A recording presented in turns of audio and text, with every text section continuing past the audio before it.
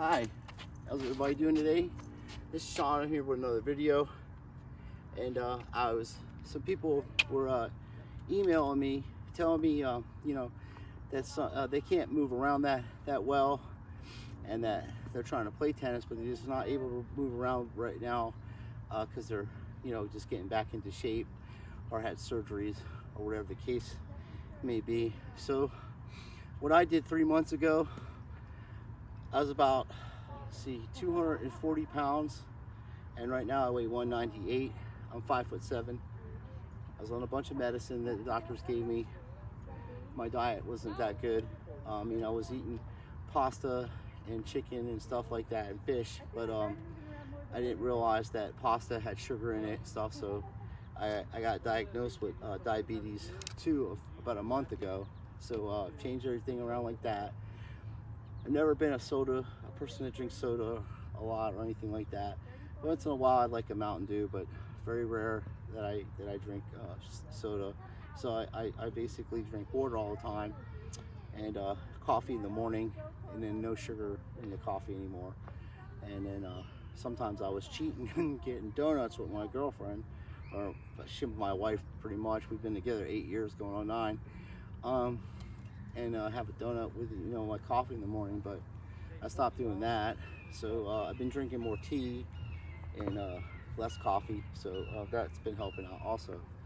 It's very hot here today, but I believe it's cloudy. I live in Florida, Port Orange, Florida, so I'm sweating already. I hit a practice serve, so you can see these cones here, and you can get the cones. You can get the cones at Dollar Tree for $1.25. And the little ones are 2 for $1.25. And you can set the cones up. And what I did to let you know how I got back into tennis, and Ashley just started playing tennis about the same time I started getting back into it. So I hadn't played tennis in about 23 years, and then I started playing again. I just had an urge in my soul to start playing sports again, to get back in shape, because I get bored at the gym and all that, just to try to get myself back into the swing of things. And before I got injured in 1998, the last time I played a tournament, I played in Daytona Beach Shores, Light Up Daytona Beach Shores in 1998. I won doubles with my friend Brett, and then I won singles, the Opens. So it was on clay. And then I had surgery and had to have my hip replaced, and then a few years later I had another hip replaced. So I got discouraged because I couldn't move around, and I was in pain all the time, and I just was not. And my grandfather had just passed away. I didn't really have a support system. My mom did the best she could raising me, and we were a close family, and I took care of her all of her life. When she was passing on for 10 years, I took care of her, and didn't have no girlfriends or nothing like that. I just focused on my mom and made sure she had everything. So when my mom passed away, I found her passed away in a chair, and I tried to resuscitate her, but she was gone. But she didn't die. She didn't pass away in pain. She had a cerebral hemorrhage, and she passed away very quickly. So all that stuff together made me not play tennis, made me not play sports. It was my own doing. I was caught in a depression. I didn't have anybody to talk to, so I started going to church. I was up north. I took my mom's ashes up there. I was raised Roman Catholic church, and then my grandmother was Hebrew, so I learned both sides of the, so to speak. But my grandmother mostly she thought that Jesus was she thought Jesus was the Son of God, so the Messiah. So I started feeling better, and then I was drinking, so I thought I might have been an alcoholic, so I went to AA meetings and stuff like that, and then I wasn't an alcoholic. That particular couple times I started drinking, I talked to the doctors and stuff, so I don't drink alcohol, so that's one thing, because of my condition anyway. I have a bone disease, so it affects my ability to move and stuff. The reason I'm sharing all this stuff with you is because nobody really out here on the internet tells you how they really are. It's all fake people. It's all fake persona. They don't actually say, hey, I'm a professional tennis player and I'm traveling all around the United States and I get lonely, I don't have anybody to talk to and stuff. See, that's the stuff people don't see on the other side of pro sports, is that it's a lonely lifestyle. You're out alone all the time in hotel rooms and things like that, and maybe you have some friends you meet, but at the end of the day, you guys are all competing against each other for money and stuff. So you don't know if that person's just trying to be your friend because they actually like you, or if they're trying to get close to you so they can see how you play and stuff. So that being said, everybody has their own journeys, but I can tell you this: the things that you say to your internal dialogue inside your head is how your world's going to be. If you change the thoughts, your thought patterns, and the way you think about yourself and how you treat yourself, because you treat yourself like shit, like I did. I didn't take care of myself. I didn't take care of my body because I was depressed and I was, a baby about it, immature mentally, a 39-year-old person going on, didn't have any guidance or anything, going on 15-year-old mentality, So I've learned over the last few years, whatever you put inside your mind is what's going to happen. You project that stuff, and then you see people talking about each other and they'll say, hey, that person's this way or that person's that way, and they're projecting their own faults on people. I'll tell you a story. Just recently, I was at Thanksgiving, and I was at my in-laws' house, and my wife's grandparents, and everybody was cool with me, and I'm friends with everybody, and I go over there and I'm eating dinner with everybody, and I'm sitting at the bar. They have a bar outside in the Florida room, and the reason I'm going to share this with you is this is what kind of stuff happens in people's families, and this is how something like this could start a huge argument and have people not talk to each other. So this fella's all nice to me in my face, and then he thought that I left, and he started talking shit about me, saying stuff to me about people that don't really know me, because he's jealous, because his life, everything he's seen about me is actually what he does and how he is.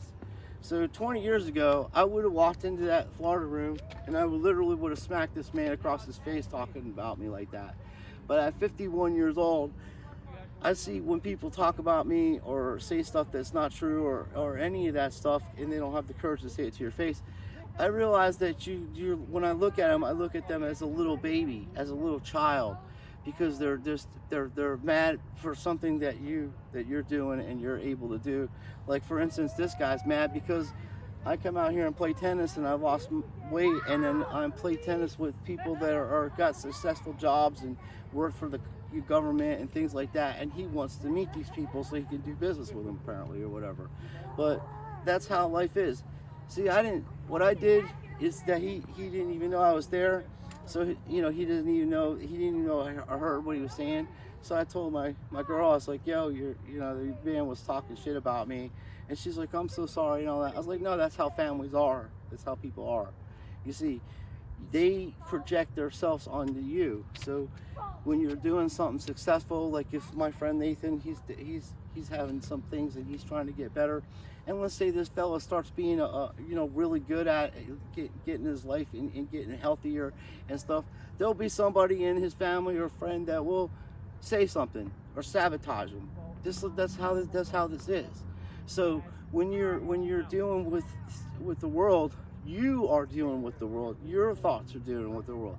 Your thoughts are dealing with the tennis court. It's you. It's nobody else. Everybody else has their way of doing things, and then you have to be spiritually connected to this earth with God that gave it to us, and let other people do what they do. That's why God says vengeance is mine, because he knows the hearts of men, and we don't.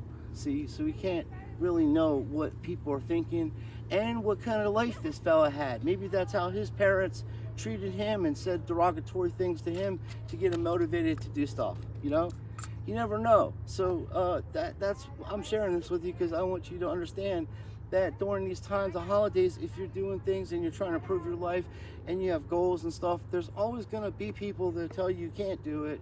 Maybe they mean well, or they're just out to sabotage you. And that's why I come on these and make these kind of videos. I know everybody can teach tennis. I can teach tennis with my eyes blindfolded. I've been playing tennis since I've been like fucking 16 years old, and I'm 51, be 52 in December. Even though I stepped away from it for 20 years, the fundamentals of tennis, it is what it is. You know, and I can teach that. I've done it before. I've taught a lot of people at the Ocean Racket Club. I was assistant pro there, and my friend Rick, God bless his soul, he was my coach, and I learned a lot. And I know double strategies and all that other stuff. It's just when you're not playing, you got to get back into playing to get back into a rhythm, especially in doubles, because you can have the two best singles players in the country and get them as partners, and then you can have the worst doubles team in the country, and they'll beat these people that are singles players because they know how to use the open court. So that's what we're going to do here. This is called mini tennis, and I'm going to show you can work on your serves, you can work on little stuff, because even just bringing your racket back and swinging through it, you're getting exercise, and then you're practicing. And you know, it's your backhand. You want to bring your backhand to about waist size right here, and like your two-hander, but you got to realize you're pushing off your left leg. See, I see people go like this. They step into the ball and then they do that. You don't want to do that with your two-hander. You want to with two-hander, you want to slide and put your back foot like this, and then you make this arm straight as you can, and bend this arm and bring it straight over and through, and you're pushing off your foot just like hitting a baseball, and just keep practicing it. You can just do that, practice swinging the racket, and that will give you exercise. Swinging the racket give you exercise. Practice your form. So this game I'm going to show you, watch. Now I'm not going to try to hit these cones because I'm going to do that back there, but when you practice your serve, you can practice in between that to get a rhythm. So watch, I'll show you. Different things to practice.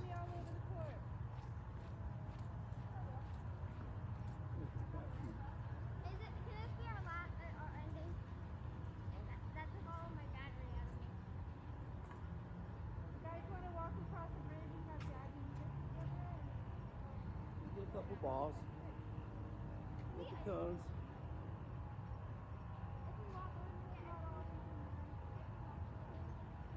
Got no grip. Stands. How could we get ice cream? Got some spin on it, see? You don't even have to jump.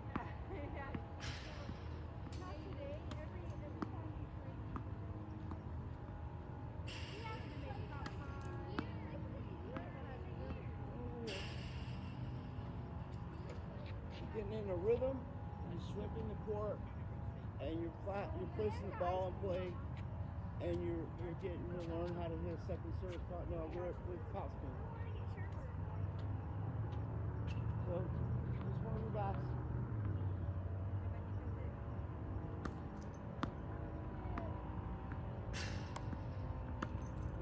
That's long.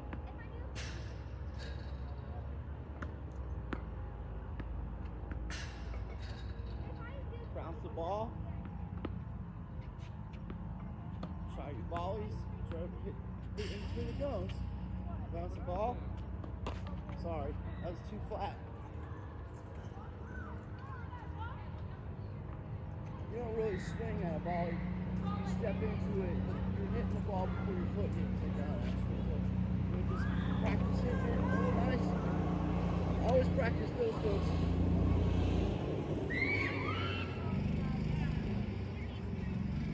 Practice overhead.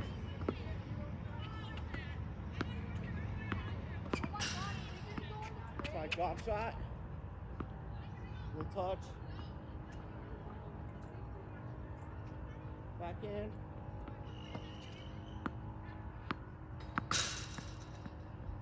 One-handed backhand. One-handed shot, drop shot.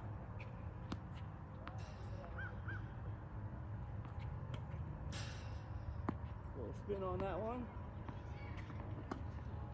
Props. Moving around. Oh my gosh, you have a, Take a couple balls back here.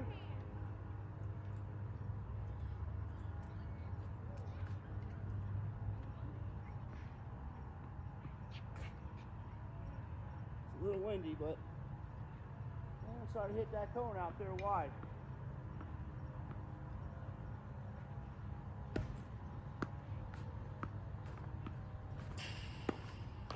That was a bad toss.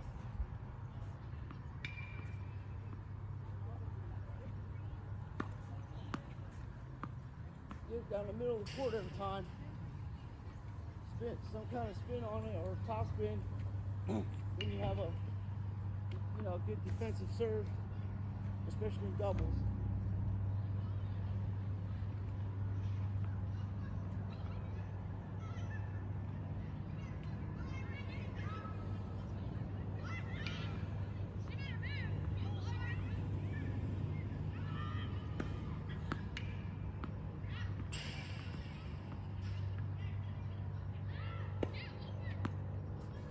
Spin on it.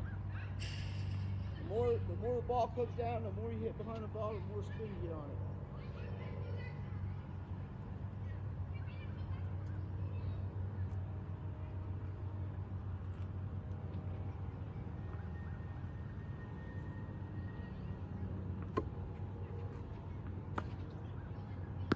Right by the cone.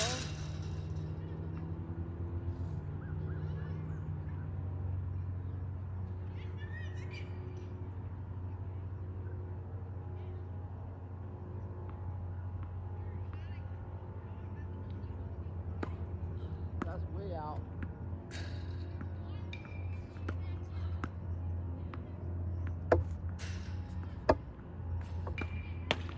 Almost. That's a flat serve. I was going for that corner cone there.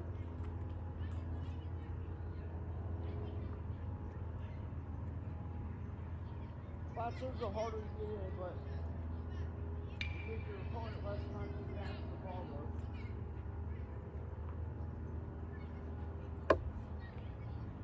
But just a little exercise. And then this is the kind of stuff that's going to help you when you're playing. Get a feel for the ball. Continental grip.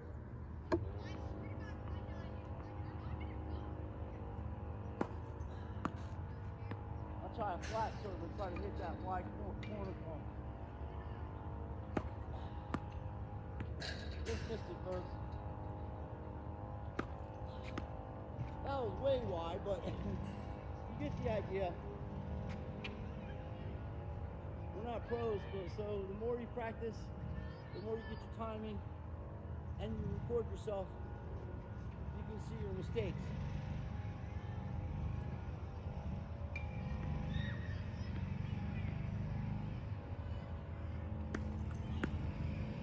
A little spin on that.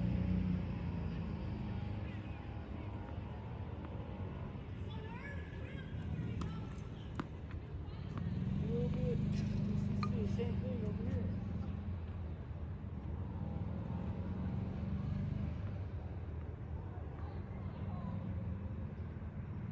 That's behind me. You don't want to really hit that ball like that. You hear it come off the frame. I've been getting better at that too. If I don't like my serve at my toss, I stop the toss.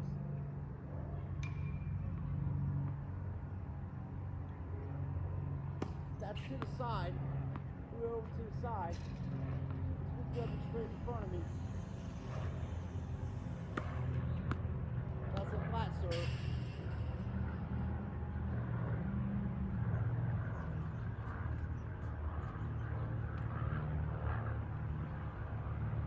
Try to hit that middle cone.